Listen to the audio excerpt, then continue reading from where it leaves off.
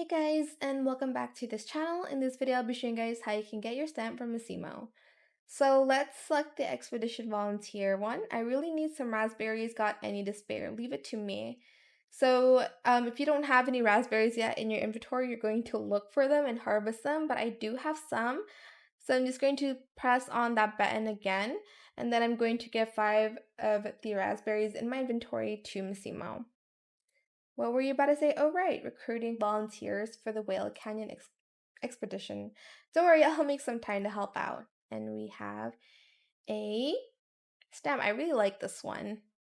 Okay, 5 more to go, but that is it on how you can get a stamp from Massimo.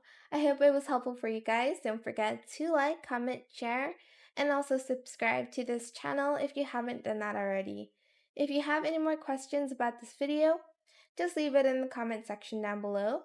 I will try my best to answer them all for you guys. And if you found this video helpful, please click the thanks button as well. That is it. Thank you so much for watching. Bye.